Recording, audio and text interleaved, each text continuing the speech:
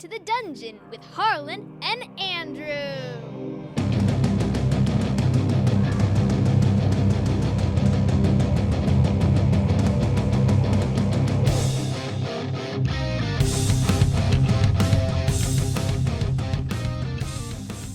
We do. Okay, I'm ready. All right. Hi. Hello. We're back. Thanks for being here, hanging out with us. Welcome to the dungeon. I'm Andrew Orvidal. And I'm Harlan Kelly. And this is a show where we chat about tabletop role-playing games and people who run tabletop role-playing games.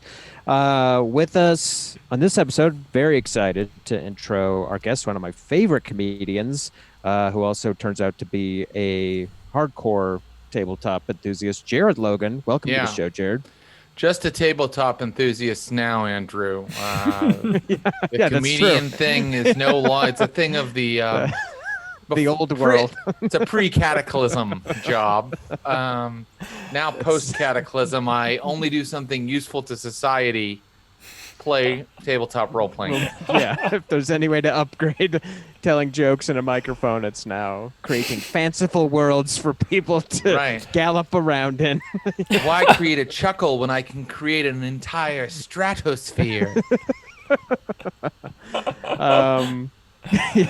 Yeah, thanks for. And if you didn't know, Jared Logan is the creator and host of Stream of Blood, which is a streaming gaming channel that play a variety of games. I guess right up top, what is your sort of history with role-playing games?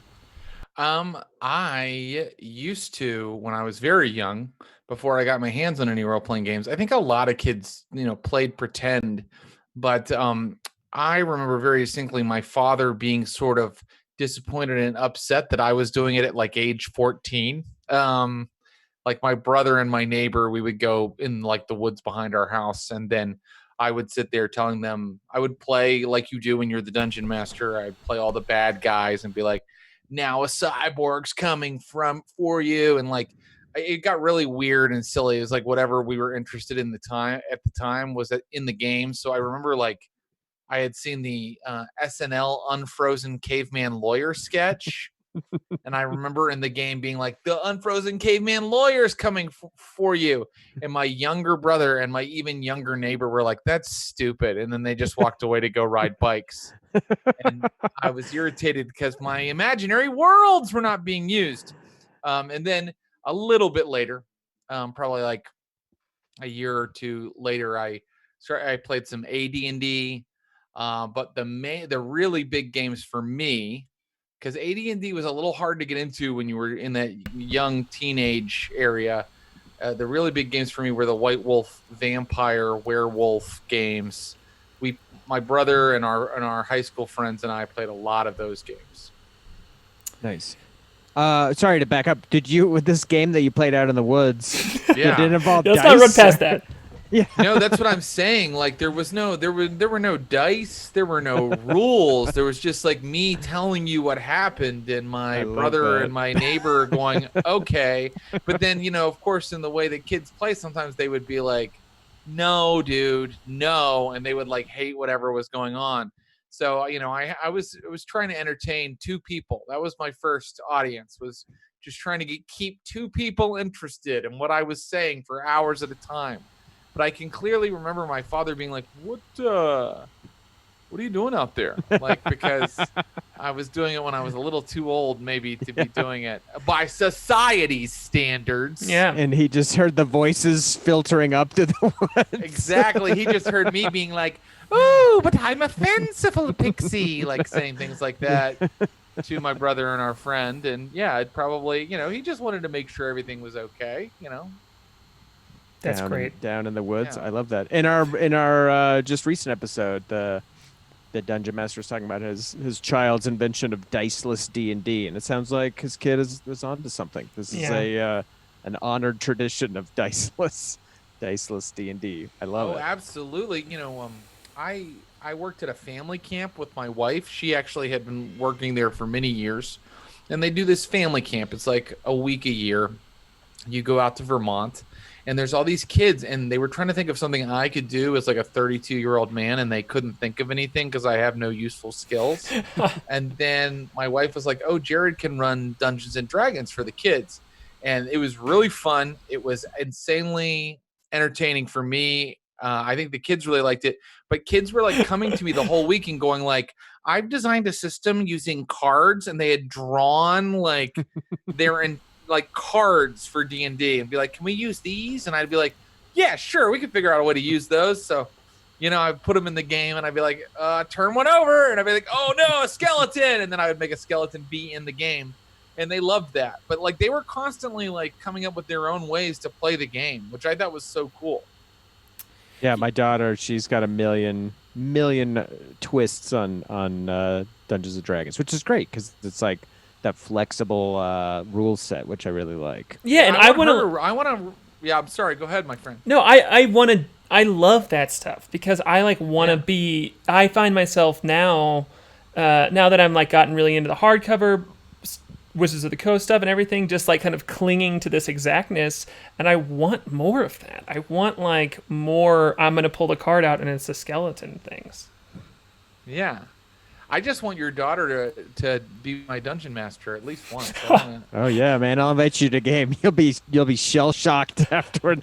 Everyone I've invited to a game is like, well, that was Lynchian, just these surreal, disturbing, weird adventures where you can't really trust anything, even like the reality fabric of the world. You just don't know. That sounds great. Yeah, like 10-year-old imagination, just like it's she could just freestyle for hours the crazy stuff. I wish I could get a little of that kind of chaos into my own games. I make up my own campaigns or whatever, but I play with all adults, and sometimes there's just a little bit of a feeling like they're doing what they think I want them to do, and I'm trying to give them things that they want to do, and everybody's playing politely, and it would be great if occasionally I could get some of that 10-year-old madness. Well, okay, so the game. I struggle. I was just talking to Aaron and Andrew this week about this. I try and work really hard to convince players that they can truly do anything that they want, because you're, as a DM, you're putting stuff in front of people to do, but like reminders that like you really can do anything you want. Do you have any tips for me, for the folks watching? Like, do you do that? Are you able to accomplish that, to fight against that? I honestly think the open-endedness is the whole trick to the whole thing. And it's the only thing that Dungeons and Dragons gives you that a video game doesn't. It's the only thing that it gives you that a movie doesn't, right? It's that open-endedness. Now, saying that you're going to make your game open-ended and then doing it are two very different things, because it's I don't think it's easy to do. No. But I read a book that I like. That's the only way I can tell you is there's this book called Encounter Theory. I'm just looking it up right now to make sure I get the author's name right. But basically he just kind of says like you shouldn't like have an idea of how the situation that you create should be solved. You should just offer a situation. But I've read that book. I've read other books that kind of say the same thing, and I've been like, that's what I'm doing from now on. Yeah. And then I'll be in the middle of a stream and I'll be like, shit, this is a railroad. Yeah. There's only one way to solve this.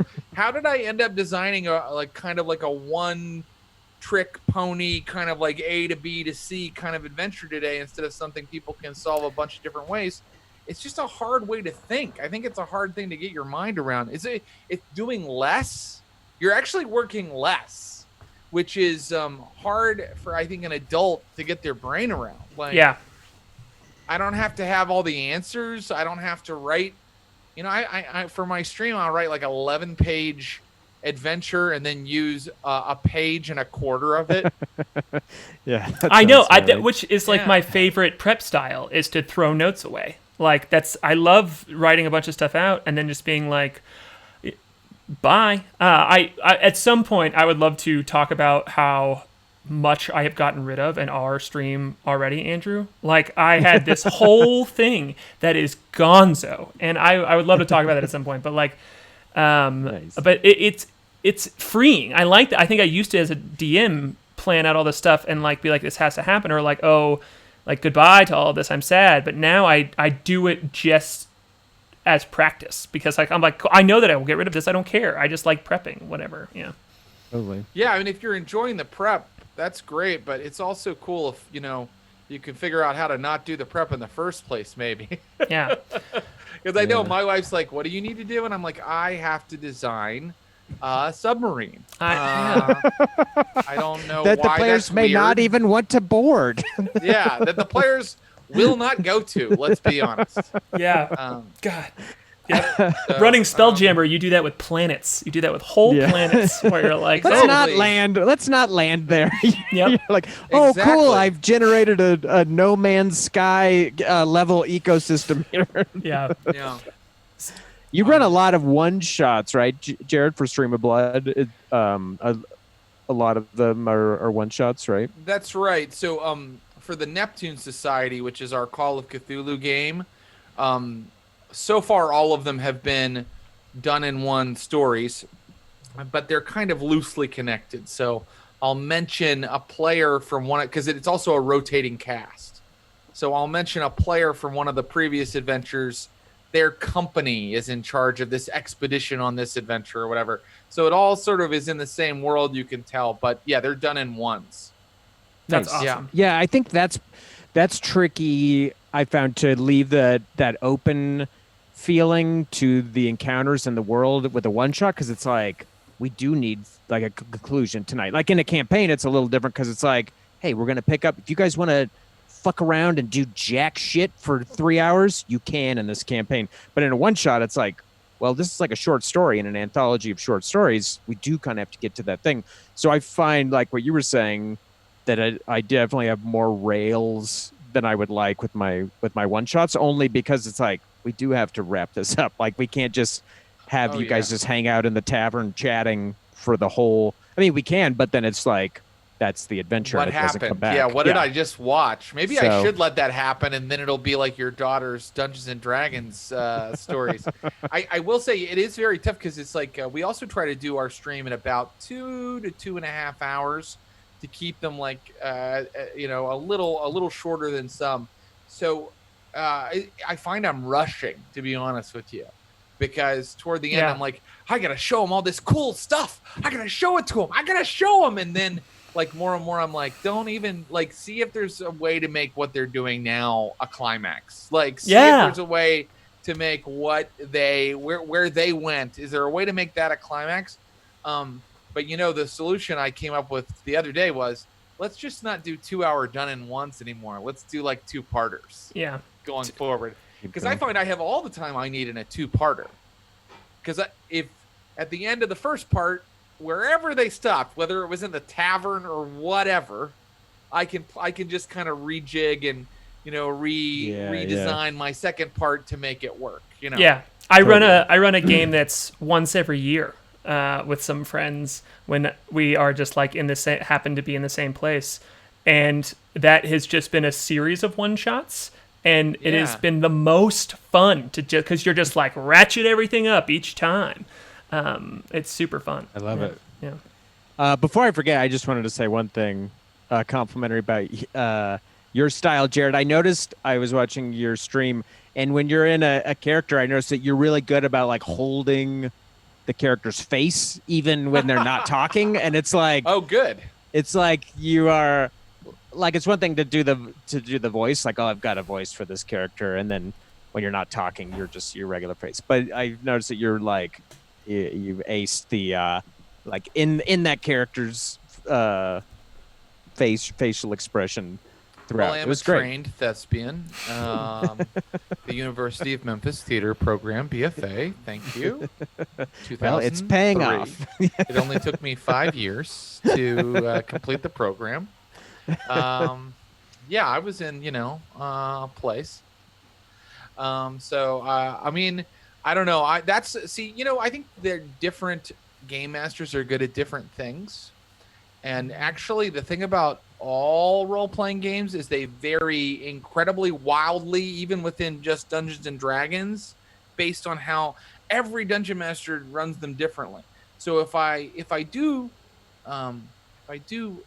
give myself a little credit, I think I'm good at the acting part the becoming the non-player characters part, but sometimes I'm not as good as other people I've met at the rules part or at the being clear part or my combats sometimes. I mean, people say this happens to everybody who's a game master. My combats sometimes are accidentally so easy. Yeah. That my players like laugh in my face. We had that happen last night, Andrew. Sorry. Yeah. No, it's you just start, I had the Prince of Hell fight my players are at level 13. One of them was a warlock to Beelzebul, a devil from the Nine Hells. The devil landed on their ship and started attacking them, and I was like, it's all over for these fucks. And they just beat him up. Dude. They beat up a devil.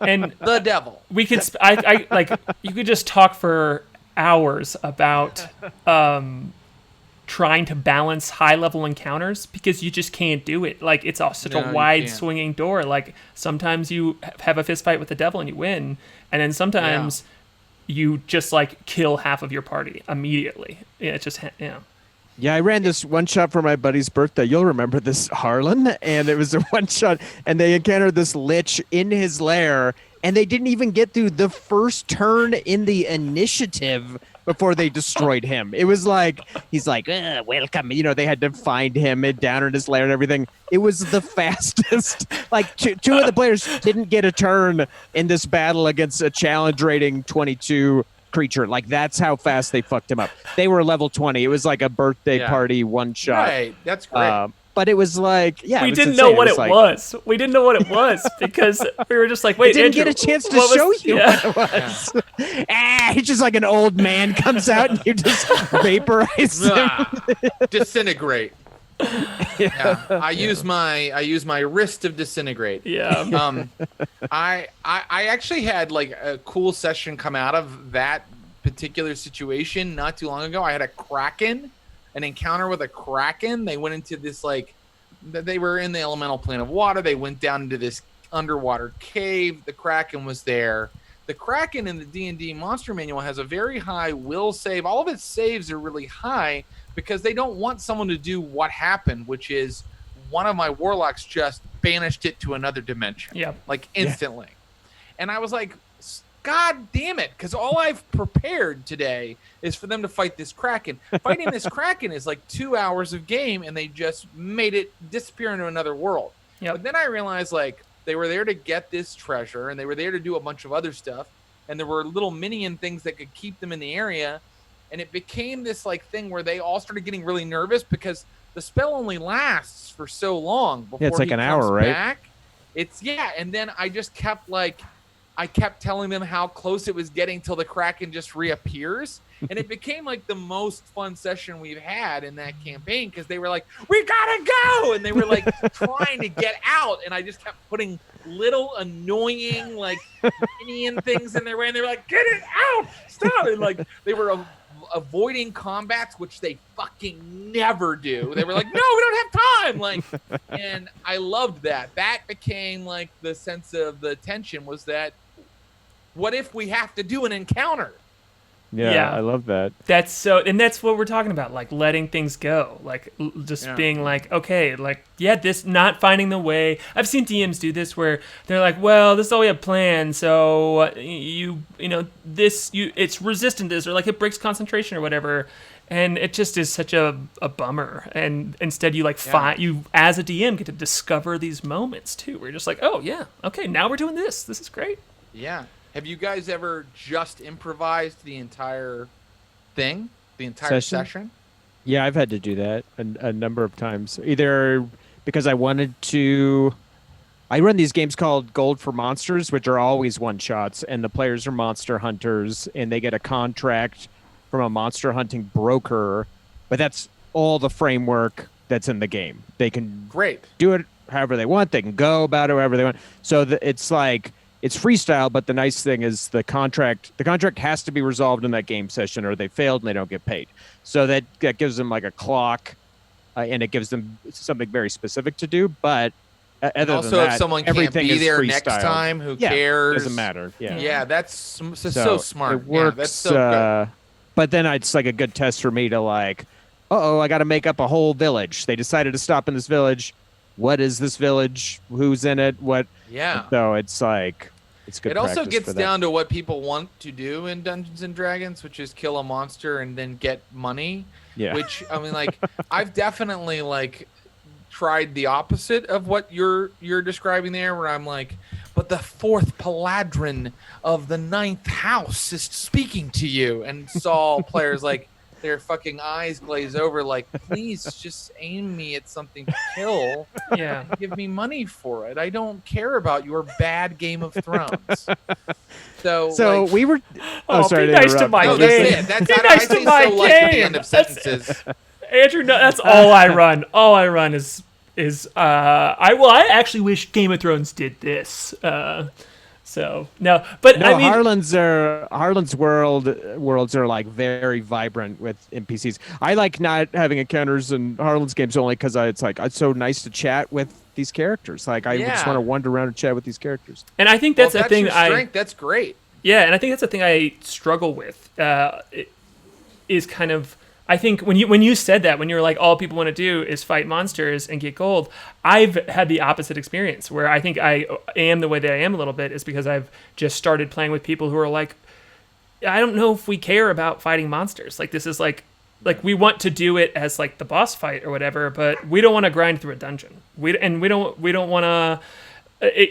I think I started playing with people who were like, we are going to talk to this thing for a long time before we decide if we're going to fight it or not. And I think it's just become like reacting to people at the table for me. And it's, but that's the same thing what you're talking about too. It's like making sure those eyes don't glaze over and then finding the thing to do.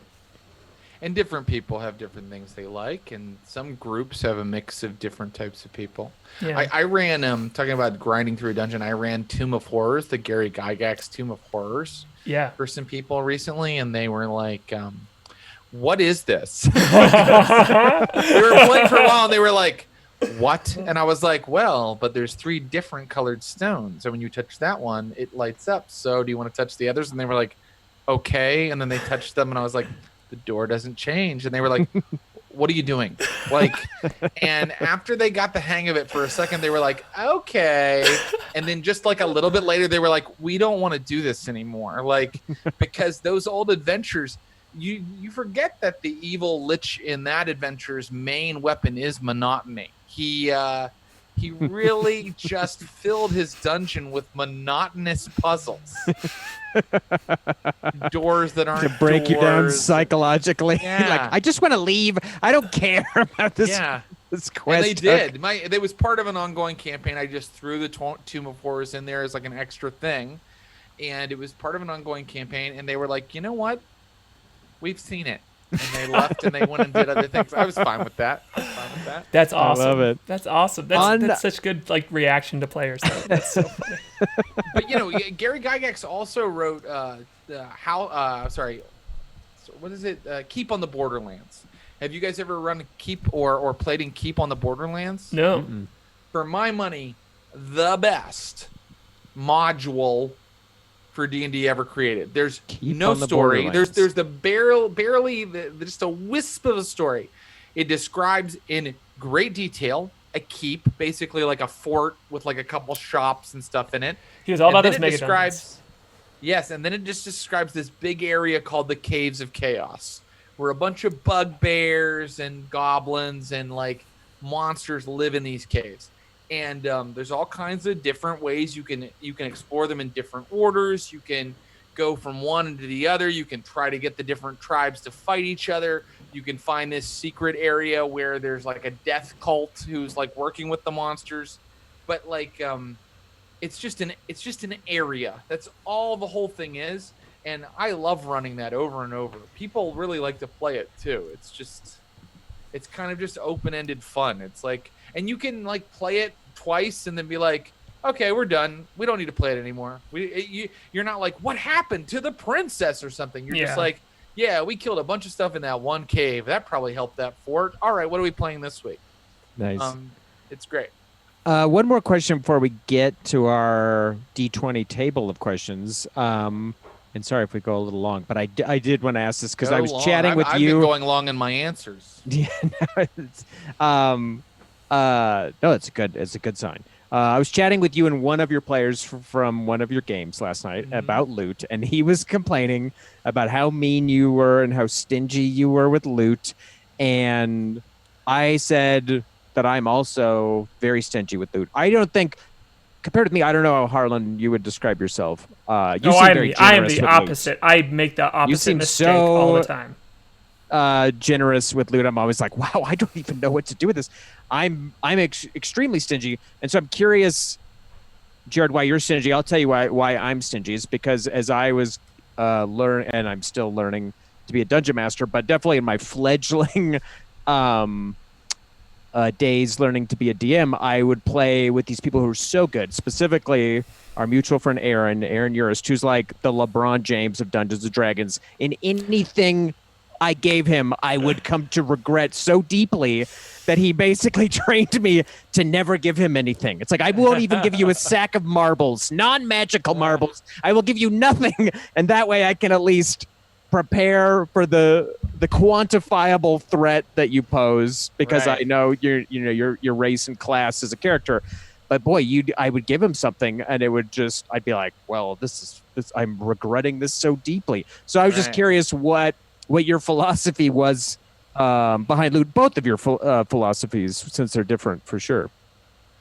Well, I will say that the thing about the player that was complaining he doesn't get enough loot is that he has a rod of lordly might, his character. Just look that up and let me know how stingy I am about making sure people get things. I absolutely put so many magic items all through the game and make sure that the players get them, because I think it is cool for each character to have a signature item or two that's like their like extra little superpower, on top of the 29 superpowers they get just for their class and race. What I am not interested in, even this much, like how do I go negative in that amount of space, is pretending to be a man that lives in a town and sells items to you. I don't remember. Do you guys remember the scene in The Lord of the Rings where they went into the outfitters in Bree and then spent 12 chapters trying on different hats and asking about daggers? Well, I don't either, because no one would ever fucking write that into a fucking story. But yet my players think that could take up 5 sessions. I've always struggled with this. I don't know why some players find the game economy so fascinating, and also why they feel like, I mean, my players have a lamp, a magic like genie lamp they can like all go into to like camp overnight. They have like 19 different like amazing things that they weaponize against me, and yet they never feel like they have the thing that they want. I think that's their problem, not my problem. They're children. And I think it's their problem, not my problem. I think that I've done a very good job of giving them things, Chat has looked up the rod of lordly might, and they are all impressed. Yeah, I'm going to have to look it up. And it sounds cool. He earned it. It was a cool drag. He had to get it from a dragon. It was like in this like floating fortress. It was, I think that magic items are more fun if there's like a story behind them, not if the story is, well, I found a town and then I walked into a shop and then I haggled for 3 hours while my dungeon master sat there kind of disappointed I wasn't going to go on his adventure. My philosophy is short and simple. You can have whatever you want. I will just make the thing stronger. So, like when people get real into like, I want to maximize what my character can have, I'll be like, sure. That just means I'm gonna put bigger things in front of you, which is great, which is like fun for me. I'm just like, sure. Yeah. And I just kind of follow like, I'll throw anything here you want. You beat me with it. Be Aaron Urist. Like, kick my ass with a magic weapon, but I'm just going to put a deadly encounter in front of you. And it's not as a punishment. I'm just like, you have the tools. Let's go. Yeah. Can I continue to go off, King, for just a second? I'm having to. Sorry, just so you know, I'm having to text my D&D party and say, "Don't join the Zoom call right now," or no. It's fine. It's totally fine. Yeah, sorry. I just like. I hope my players hear this. Okay, I hope that they hear this. Look, one time I had. This is not about items, but it's about something else. One time I had an adventure, and they had to travel somewhere via boat. And it couldn't have been clearer in the way I narrated it. Like, the boat stops at the docks and you see the city spread before you. And you know somewhere in the city is that thing you're looking for and that guy you once met. And you know that he's going to lead you to the thing you've got to do. So there you are on the docks. What do? And my player immediately went, I want to go back onto the boat and search the boat. Is there any kind of item on the boat that I could use? And I wanted to be like, fuck you. There's nothing on the boat was a fucking it's the fucking not even a paragraph of the novel that this is. It's a detail. It's just like you want to go look through cargo? That's what I always say that in the game. To do it though, you get trained to search every single thing, every single body. I'm going to search. Well, I'm being the jerk every single body. Well, I mean, if I want my games to be weird, there's nothing weirder than a game where they just kind of look through the cargo of a boat when they get somewhere for a couple hours. So I keep trying to get myself to say yes and to these things. And you know what'll be great is one day when the other players look at the guy who insisted on looking at the cargo and I was like, can we do something else now? He's like, no. I'm going through the whole hold of the ship. I will just out bizarre mindset. I'll just outdo the party. I'll be like, Andrew's seeing me do this, I feel like. It's be like, if you want to do this, if you want to go there, we can go there. Like, I will do it. But, like, if you want to find all those crates, you have to listen to me talk about crates for a while. Like, that's what happens, is I get to talk about whatever I want to be in these crates. Yeah. One of my favorite things when you're playing a role-playing game is, like, it's an adventure, but then, like, for whatever reason, like, last night on my stream, like, it involved cargo in Pittsburgh, because my game is called Vampires of Pittsburgh, and they had to go to this place where river cargo is moved, and suddenly we're, like, playing, and it was, like, sneaking, and it was, like, the things you do in a role-playing game, and then suddenly we were in the weeds on how cargo containers are moved and opened. That's my favorite, is when, like, an entire 10 minutes of a role-playing game is just like, well, I mean, the different rugs have different thicknesses. So, you know, I don't know if you can find a rug that shaggy, but you can probably find one with a very strong weave. Yeah. Totally. Yes. Yeah. I've done that many times where I'm just like, all of a sudden have decided I'm an expert on rugs now. Yeah. Yeah, you have to. Yeah, you just have to, it's an improv game. The authority on nothing.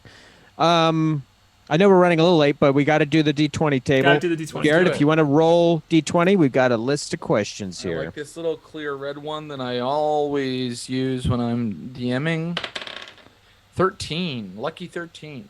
13. This one I already know the answer to, but I'll ask you. What other games are you running other than Dungeons and Dragons? Yeah. You've already mentioned a few of them. So yeah, I run Call of Cthulhu and Vampire of the Masquerade, and I run my D&D games actually when I don't stream. It's the one that I run at home, and then what else? I'm about to play some Mutants and Masterminds. Oh, Jordan was just talking about this from our We should stream. play that game. It's a pretty dope game. It's like a D20 superhero game, and the character creation is insane. Like, it's like so much math. It's beautiful. Yeah. But you can really create any kind of character you can think of. I mean, really, any kind of superhero. So. What's the thing that most makes you attracted to a game? Like drawn to a game beside like mechanically, I think. What are you looking for? No, it's a good question because people have different things, and I do have a turn off, and I feel bad because I don't think that I love playing in a game like this, but I don't want to run it, and I also don't love playing in a game like this as much as I love playing in like a more traditional game like Dungeons and Dragons. Call of Cthulhu, Mutants and Masterminds, which is a game where it's like, it'll be like, and then if the player uses a story point, they get to narrate what happens next. I've never met a player that really wanted to do that. I don't know. I've never really kind of enjoyed that kind of like. And these are, man. I really don't want to bag on anybody's like. I don't want to yuck anybody's yum. I legitimately love all games and will play in all of them. But like the dungeon world, like whole philosophy is kind of like. It's kind of like. You don't know how to dungeon master, you don't know how to game master, so we're going to give you all the tools you need, which is probably great for a lot of people. But then like I find like that stuff gets in my way because like I kind of do know how I want to do it, right? Like, well, so I don't need like you to give me a toolbox of things like.